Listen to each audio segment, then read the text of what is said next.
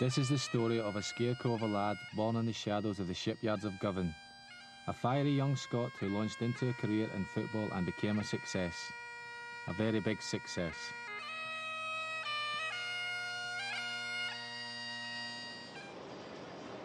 The character is forged by the environment. If you think about in the winter here, the wind and the cold coming up that Clyde, the mouth of the Irish Sea, into the shipyard area and then working on top there, you can just imagine the character it forged. But certainly a hard life, a hard working life. I went into white engineering. I had brains. When my father was a sheet iron worker, then went to the time office in the later years. When my brother was a welder, he was an apprentice welder and then became a welder here. So my father was 40 odd years here. I think most people recognise the enormous potential of Aberdeen. Its real strength was the family unit, the team spirit in the place, having grown up together, being the one city, close to each other, gave it an enormous team spirit, you know. I've always done it with all the clubs I'm with. St Mirren had a good youth policy, Aberdeen had an excellent youth policy, and now at United have an absolutely marvellous youth policy, and the development of our young players at the club is outstanding. There's not a thing they don't get or we don't do for them.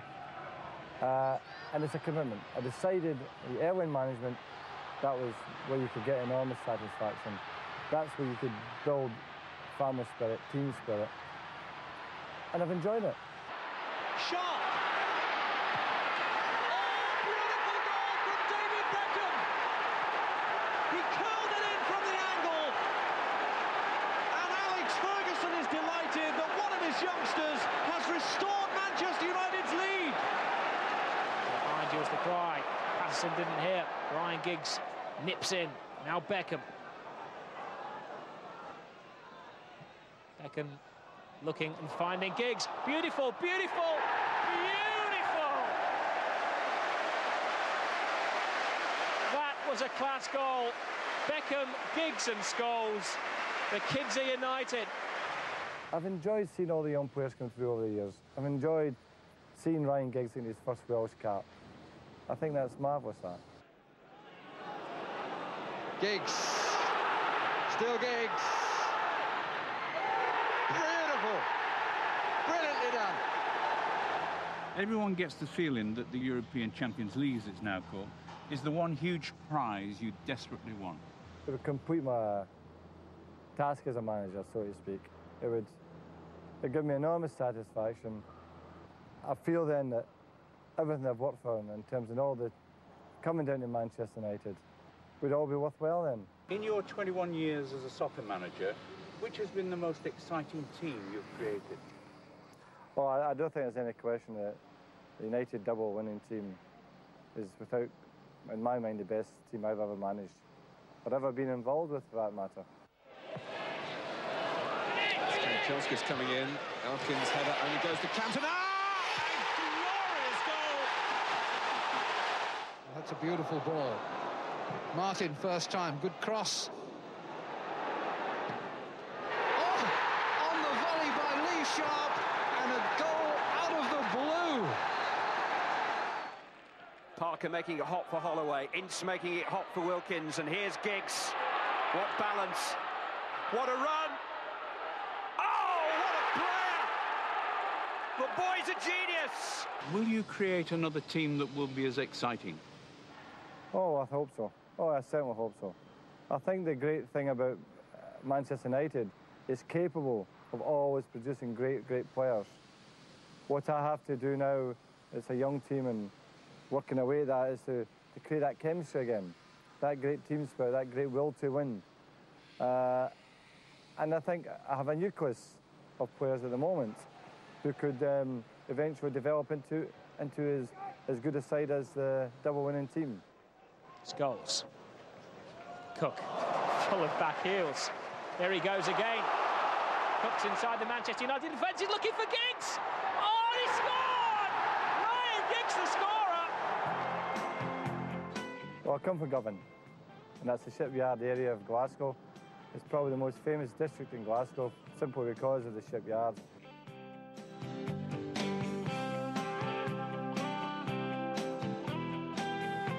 That is my old house. That's where the man was born. There should be a plaque up there, you know. This beast was born here. So I can't It's coming on TV.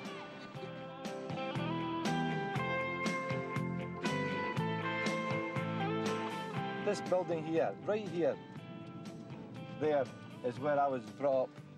667 Govan Road, and now it's the fire station. Where do you know him from? He lived next close to us. My neighbour. Mick Law. Tom, how you play football? And I played most of my football. There was a piece of ground there called the Works. You know, the Works was behind here. Aye, all right. And right there, just telling them. We used to queue up every Sunday for a game. And if you were late or you weren't there, you didn't get a game. And you'd have to queue up, waiting for somebody to go for their dinner. And the mother would shout them, and you get in the game. It was incredible. And there's my primary school there. I wonder if it's still there. When I was getting chased, I was in fights. There was a gap in that wall that if you got through, nobody could catch you because you go different ways through the tenements. I wonder if it's still there. But if I was ever in chase with gangs, or if I come up this way, or come out here, I would run across, going through the wall. There was also shelters above those walls many years ago. So if they couldn't get up over the wall, so if anyone had come through, you could have a good kick at them, stop them from coming through. They got off your mark. I always remember it was in there.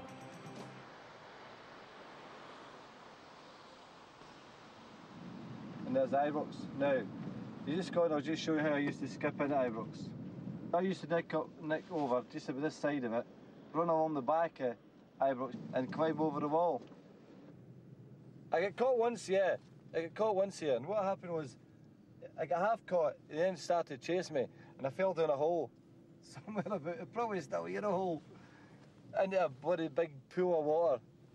And I get caught, and he says, right, the usual, and what's your address? I'm telling your mother.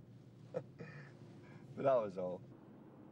For some reason, I get voted as a vice shop steward, you know, assistant shop steward. I took it on, which then come smack bang into the middle of the apprentices' strike in 1960-61. There was 10 apprentices, there was only 9 of us there, and the vote went 4-4. As whether to come out. So I went, right, cast and vote were out.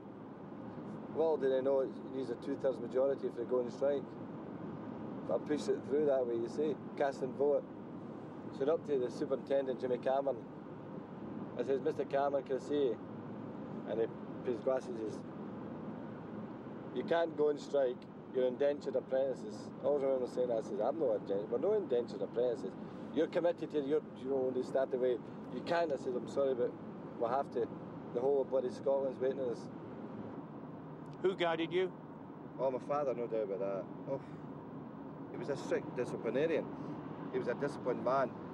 For instance, when I served my apprenticeship, I wasn't late once in 5 years of apprenticeship. Never once was I late. And I've this thing in me, I can never be late for anything. I must be the first there. And people used to say I was like my father. But I think people who really know the family think I was more like my mother. And she had a fantastic determination, incredible determination. And I always remember the day she died, just have a good greet and remember me. It was incredible, she was never afraid of dying at all. Not in a bit, well I'm terrified of, I don't know what you're like, but I'm absolutely terrified of that thing, you know.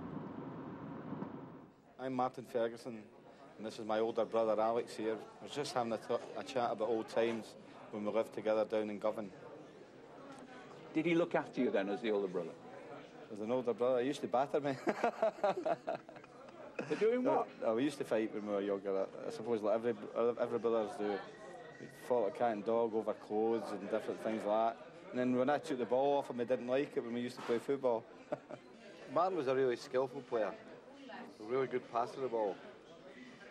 But me being a year older, it was always a year ahead of, so I did everything first before he would do it. But he probably achieved the same things. We both played for the school team, both played for Glasgow schools, both went to Drumchapel amateurs, that type of thing. And we both went senior. In fact, the early part of Martin's senior career was far more fruitful than mine. He played for Partick Thistle's first team when he was 18. I went to St Johnson, didn't fulfil what I thought I should have done. And it wasn't until I went full-time at 22 my career started to take off as a player. If you could take one of his qualities and inject it into yourself, what would it be? I would think that his nature, far more placid nature and far easier to go on with, and where I've always got an edge to me. And I would presume the determination is what you'd want. Oh, absolutely. I would imagine. I always wished I had Alex's determination. I'm quite sure I would have done better in football. Everybody in Scotland will tell you that he should have wore his football boots on his elbows rather than his feet, because he played with his elbows out like this all the time. And he made Justin Fashion, who looked like Miss Piggy. Did he have a record of being sent off or booked? Well, I don't know how it happened, but I managed to be sent off 7 times, believe it or not. Injustices all over the world, you know. There's not many Govan boys actually played for Rangers, only a few. It was really special to think about it, that you brought up just behind the stand and you eventually play for them. I didn't want to leave, but eventually, after training my own for about 6 months, eventually realised I had to go. There's nothing else for it. Is it true you were the best uncapped striker in Scotland? I beg your pardon, I got a cap. Got 2 or 3.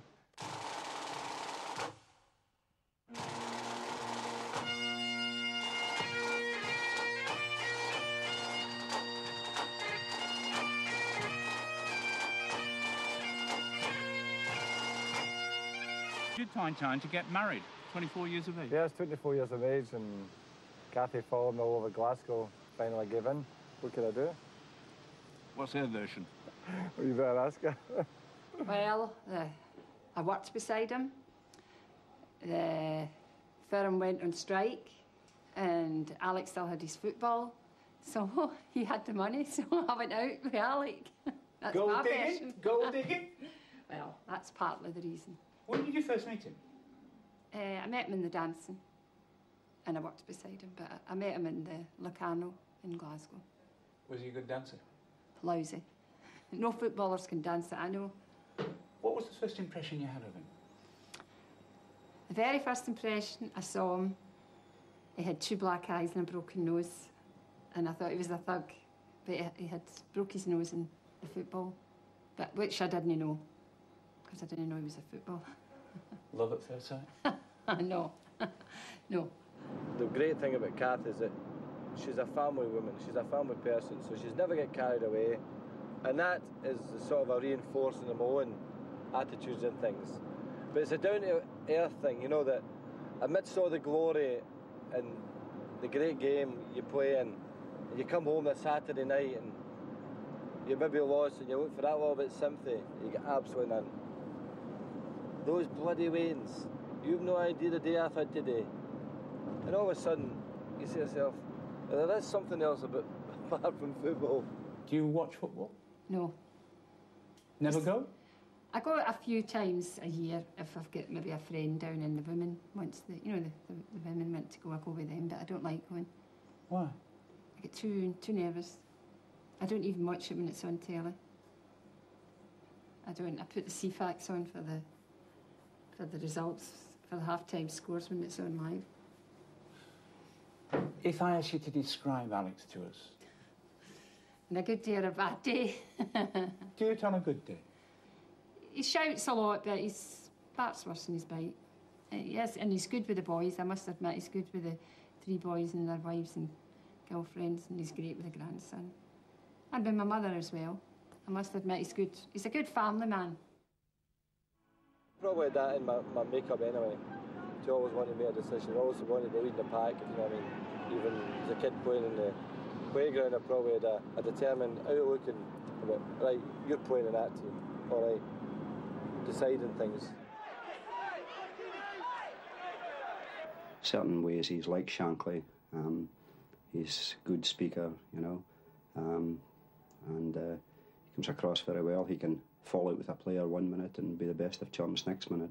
I think once you've been with him for so many years, the older players aren't particularly, but he frightens the young lads to death. He cares about people, you know, not only football players, but like old age pensioners, the staff that work, clean the place, and office staff. When I went to Rangers, the manager there, Scott Simon, was to my mind, I looked at that man and I said, well, there's a real man. And I took one thing out of him in particular. I never criticised my players publicly.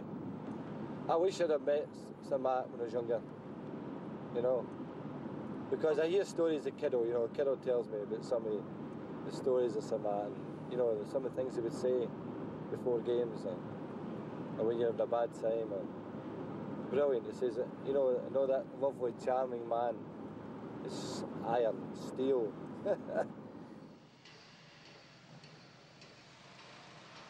It's really amazing. I look around at all this to think it all started back at East Stirling. 4.5 hard and difficult months at East Stirling, then progress to Love Street, home of St Mirren. There was a lot of players that you say, why are they here? In that first season, I think I freed 18 players.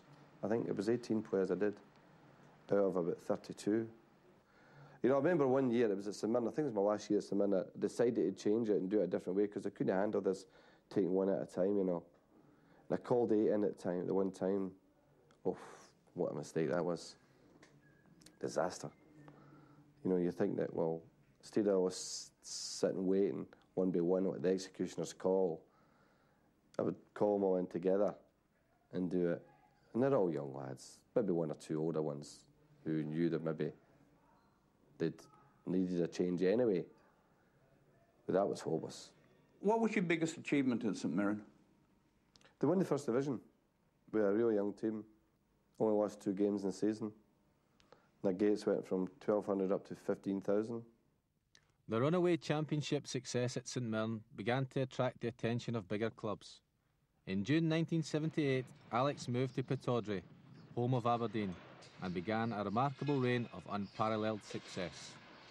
In only his second full season at Aberdeen, the Glasgow stranglehold in the Premier League was broken, clinching the title in style, a 5-1 victory at Hibernian. They relished it. They felt winners.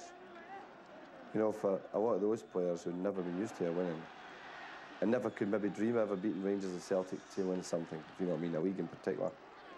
Because I think it was 16 years since anyone outside the Old Firm had won the league in Scotland. And I think it was Kilmarnock with the last team before that. So it gives you a fair indication of how difficult it was to win a title off the Old Firm.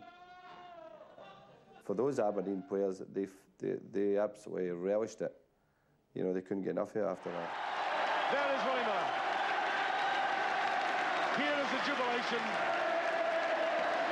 There's a kiss and there's a cup. The pattern was established. 1984 and 1985 saw Aberdeen win successive championships. I said to the chairman, I says, I'm quitting at the end of the season. He says, what do you mean you're quitting? I says, I think I now definitely need a new challenge. He says, have you got a job?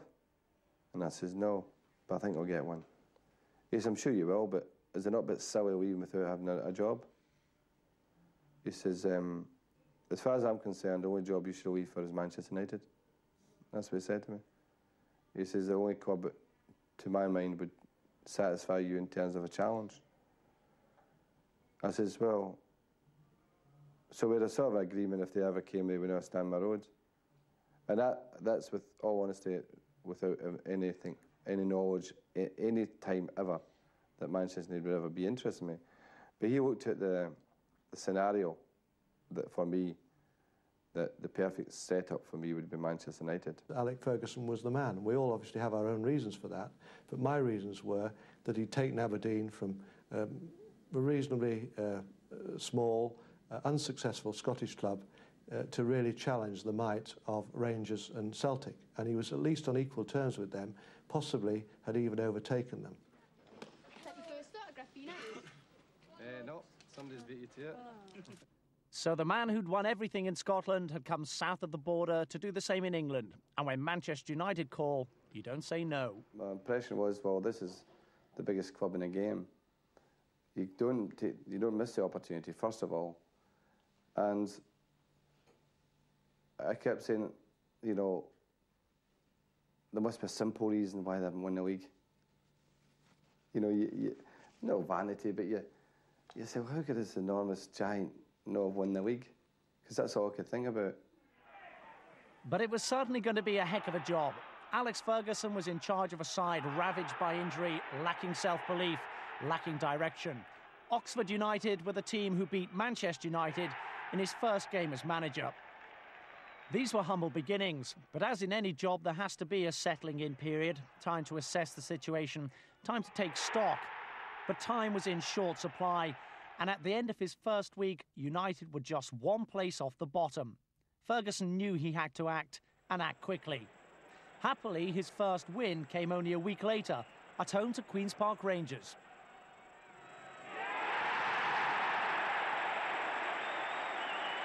In the league, obviously, it was a matter of consolidating and make sure we weren't at the bottom pile coming the end of the season, which we weren't. We did go up to the halfway stage, and considering we were second bottom that came, I was quite satisfied with that. I'd love to have been better, but I was satisfied. But I knew at the end of the season I'd taken on a big job, because the age of the team was bad, you know. There's too many at the wrong age to accept a few challenges. And I think that at the end of that first season, and I said to the chairman, I think you need 8, 9 players, really. And he says, bloody hell. He says, I thought maybe I could buy with maybe three players. And I went along with that, really. First of all, we tried to get Peter Bearsway, and they wanted 3 million at the time. I always remember the manager saying, no, it's 3 million. And about 3 weeks later, they sold him to Liverpool for 1.9. You know, I was angry at that. I really was angry at that. When Graham Taylor phoned me about John Barnes, but I committed myself to a long contract, to another contract with Jesper Olsen. And I suppose you could say we made a mistake there, all right. I think we maybe did make a mistake. You would have liked Barnes? Oh, yes, yeah. We made a mistake there. But there was certainly no mistake with his first 2 signings, Arsenal's Viv Anderson and Celtic's Brian McClair. The following season, things looked to be falling into place. The Ferguson signings were responding magnificently. Brian McClair top scoring with 24 goals.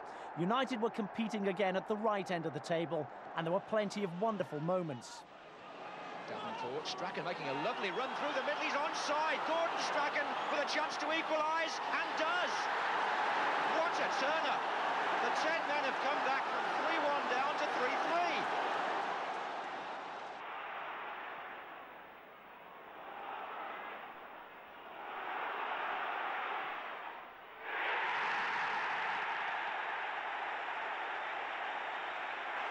Gibson again, and it's there by McClair. And in my first full season, we were second in the league, but I knew we had no chance in the league with the team I had. I said to myself, well, I've got to build my own team. I've got to bring in players that are going to be hungry and accept a few challenges. And that was what we did. Youth was also given its chance. Fresh faces for the fresh challenge. The press coined the catchphrase, Fergie's fledglings, and there was a distinct buzz at Old Trafford and newfound confidence.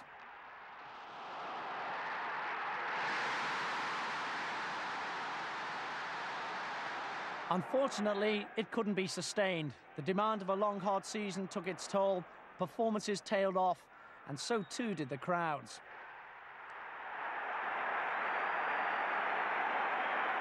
The remainder of the season, really, Paul, was about getting it over with and starting anew in the next season. The most controversial or the most sensitive of your team building was to release Norman Whiteside and Paul McGrath. Yeah, it was. I mean, it was controversial, and it was, to a lot, I suppose, astonishing, really, because you're talking about 2 tremendously talented players. And I've gone on record in the past about Norman Whiteside's ability. I mean, I think of all the players I've had at this club, I'm talking about some tremendous players, he was a fraction away from being world class. And he's probably the first to agree that I did the right thing, let him go. I felt that he should go for another challenge somewhere. In the case of Paul, I couldn't accept the way that Paul lived his life, you know, and that was it really. But at the end of the day, you stand and fall by your decisions. I think management's about decisions. I think it's about being positive about decisions. People recognise positive behaviour in managers. I think they look for it. And I think the players then sat up and says, well, he does mean business. The ideology of it was absolutely right. Build a new team, fresh young players, accept the challenges, players with potential. And what you don't know is if they're going to bottle to play United, of course. But in hindsight, now that we're in control of how the club is going to run, we will not be doing nothing like that again. You nearly had Paul Gascoigne. Yeah. Paul promised to sign. I always remember him saying that to me. He says, Mr. Ferguson, you go enjoy your holiday. I'm not signing for Tottenham. I'm going to go to Man United. And I was I went to Malta on holiday and went to the pool and a nice, beautiful time. Tannoy goes, Mr. Ferguson, as a chairman, to tell me to sign for Tottenham. So you win some, you lose some. Certainly the press was sensing blood, and United's third-round FA Cup tie with Nottingham Forest suddenly became central to the argument. We knew how hard Alex Ferguson was working, not just with the first team, but at the lower level, at the youth level, the A team, the B team. He is a bit of a workaholic. We knew the tremendous effort and hours that he was putting in, and we felt that with that sort of effort, that sort of determination, that eventually he would be able to turn it round. But you had to keep your nerve. We did have to keep our nerve. We were under tremendous pressure from the press.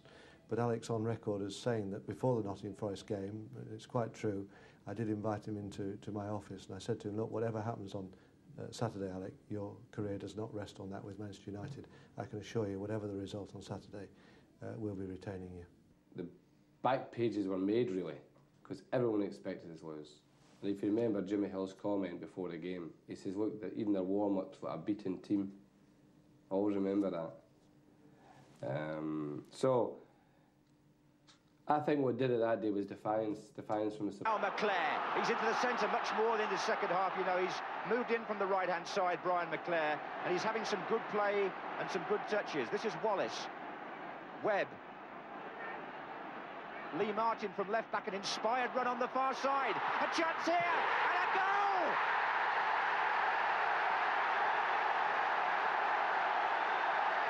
What a tremendous run! And Manchester United have taken the lead.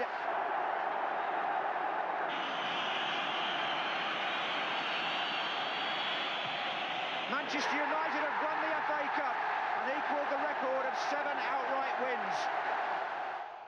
It was a lovely, balmy night. You know, it was a beautiful night. And the next thing I remember, Jason, my son Jason, running across the pitch and 2 stewards chasing him, jumping on top of me, you know. That was a great moment too.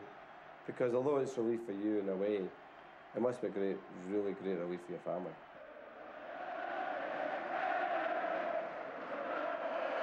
Just look at that man's face. The years seem to have fallen away there from Alex Ferguson after a season of torment and tribulation.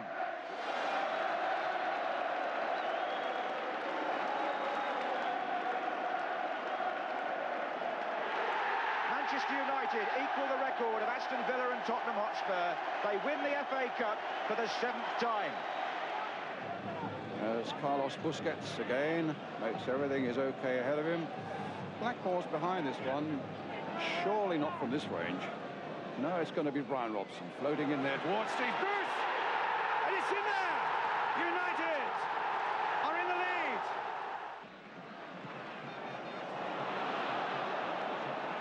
Hughes onside. There's a chance for another one here. Maybe not now. Yes, there is! A fantastic goal by Hughes! The Cup Winners' Cup of 1991 belongs to Manchester United. To win a European trophy, no matter where you do it, it's a fantastic achievement, a wonderful feeling. When you see the atmosphere of Rotterdam, you know, the support you've taken there, you know how many people you're making happy people that night. And a Preston knocking it into McClare. The little touch for Giggs. He's away again. Little ball in play there for McClare again. A goal for Manchester United. Brian McClare, made by Ryan Giggs.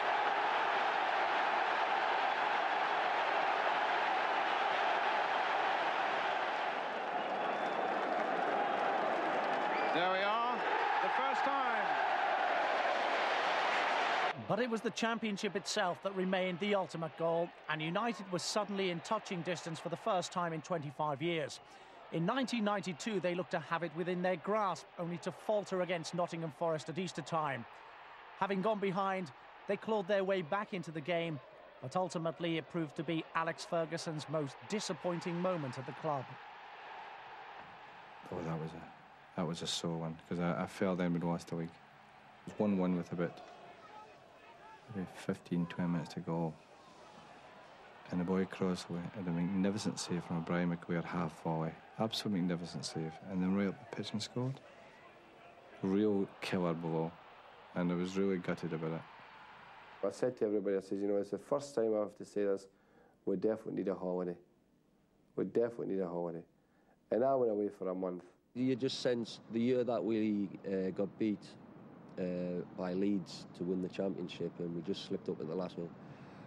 I think that changed his outlook on it because the next season he seemed so much more calmer and his approach was just slightly different to what it had been the year before. And I think that came through onto the players as well, and I think that's why they went on to win the league quite comfortably. The summer priority had been a striker, but Sheffield Wednesday's David Hurst said no, and so too did Alan Shearer, who headed off to Blackburn Rovers. I must say that I was disappointed in my conversation with him, I must say that. He surprised me, the lad. He seemed to be, money seemed to be the most important thing to him. That was... So anyway, it doesn't matter that. He'd made his decision to go to Southampton, to go to Blackburn, and there wasn't really anything I could do at that point, to be honest with you. But to the country's true amazement, Alex Ferguson pulled off the transfer coup of all transfer coups. Eric Cantona from Leeds. During the conversation we got out to talking, we threw in Cantona and they says, well, we need to think about that one and things like that. How long's he been in your mind, though? Not just during that phone conversation, presumably. Well, yeah, just more or less that. Really, like that? Yeah. And what, did you decide there and then? Yeah. He is tailor-made for Manchester United. He stretches the imagination of our supporters, which is quite vivid anyway. They can reminisce with great players along with Cantona, the Laws, the Bez, and the Edwards, and players of that ilk, and I think that our support probably needed that, you know, that type of player. Dennis Irwin, Lee Sharp, got away from Sinclair. It's a great cross. Phelan arriving. Cantona maybe. Yes.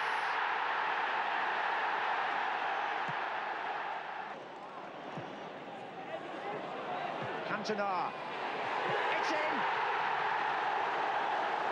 It's Eric Cantona.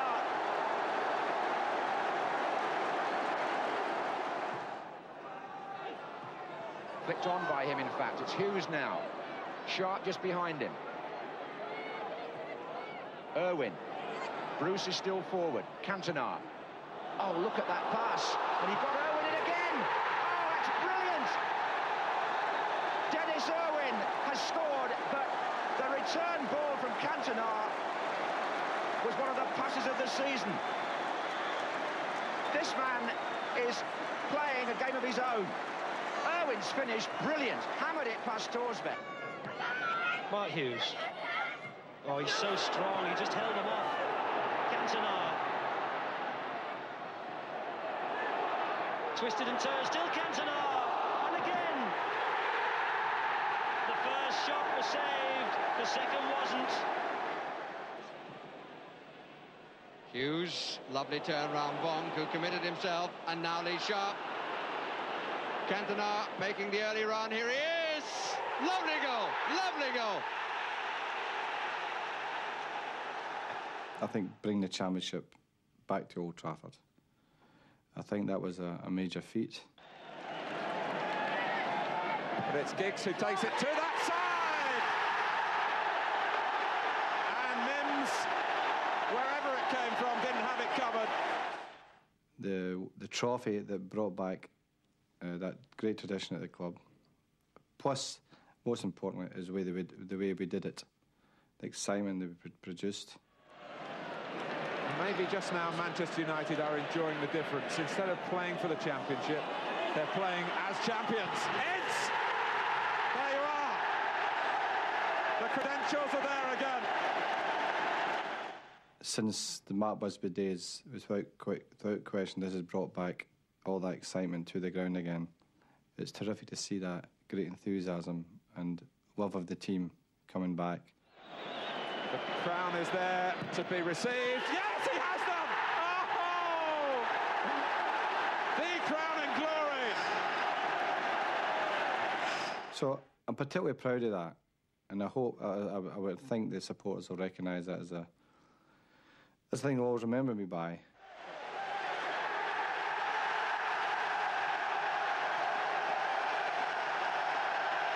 The ultimate accolade for all players.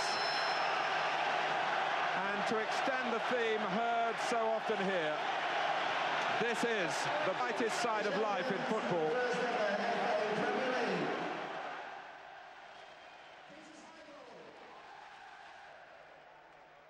I'm fortunate in many ways that to have gotten on quite well in these last few years, but also unfortunate that he was getting older, and so in his last 2 or 3 years anyway, that you missed that great knowledge you had, because as he got older you didn't want to burden him with any of my problems, you know, and we were quite happy to see him just relax and enjoy himself when he came to Old Trafford during the day and he'd be smoking his pipe, and we'll miss that, because even when you come up the stairs some days and you knew he was in the building because you could smell the pipe, you know.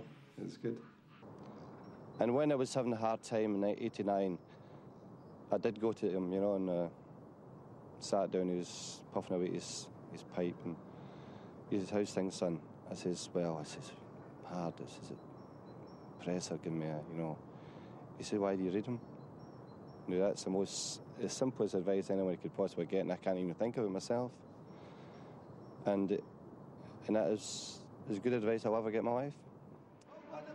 But even the legendary Sir Matt Busby never achieved the League and Cup double. 1993-94, Steve Bruce and Brian Robson parading the Premiership trophy at Old Trafford, and Steve Bruce lifting the FA Cup at Wembley.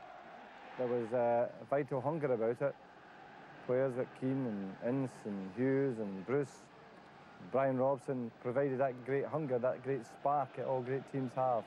And then you had the flair, you had Eric Cantona, Ryan Giggs, the speed of Kanchelskis, the magnificent goalkeeping of Schmeichel, maybe a bit eccentric, but it was a personality he had, you see. The personality in the team was good.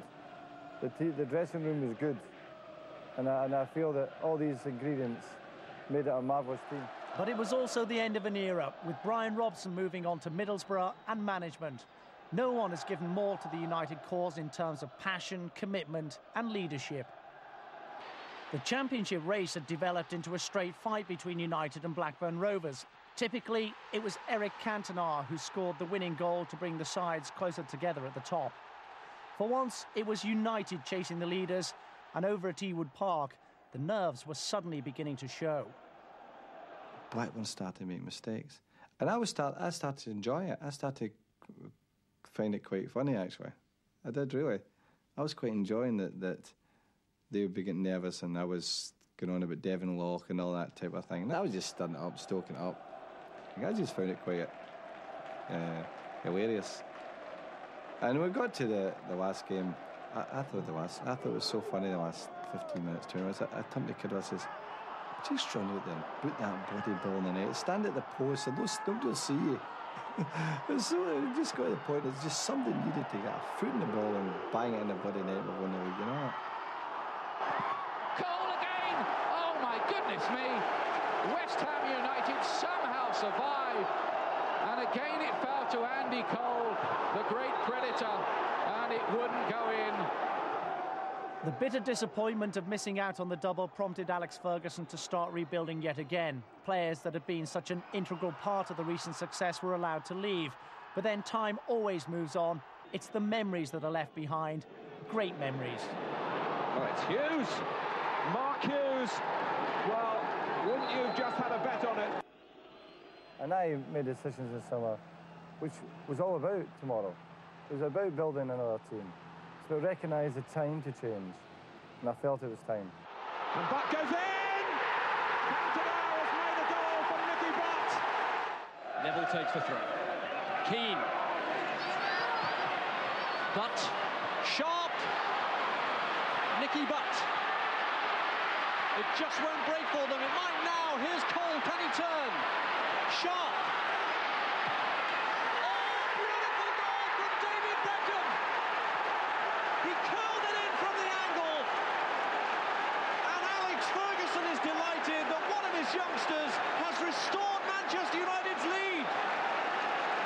A really important part of the club, the consistency factor. The last 4 championships, we've won 2 and been second twice.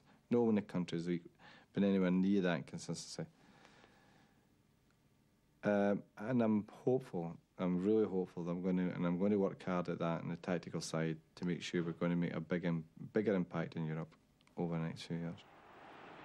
I'd love to at least have a go at the championship. I've always just got to that bit where, you know, you're starting to walk up the aisle and never really get to the altar, you know. So I'm looking for that final spurt to take me towards the final. Would you retire after winning the European Championship? No, I don't. Depends on what it is, of course. I may have to wait. I'm 70. Nah, it's difficult to say. I hate that word retirement. I get pigeonholed with that a couple of years ago, and I don't like it at all. When you do retire, what would you like them to say about Alex Ferguson? I'd be happy that they recognised the work I put into the club, which would not be built in sand. I think the foundations are there now that will last for many, many years. And I would hope my contribution will be recognised and that it will always be remembered, and that will be part of the club structure, that to make sure the thing's built on solid foundations. You're proud of this place, aren't you? Oh, it's marvellous. I mean, people say about the manager motivating the players, but who motivates the manager? Well, that motivates you. Round about here, I could sit here and be motivated. I go to the cliff in the mornings, you know.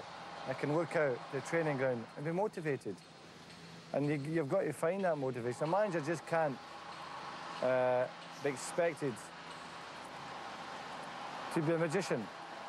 He has to have something that motivates him. And I get it through this place. I do.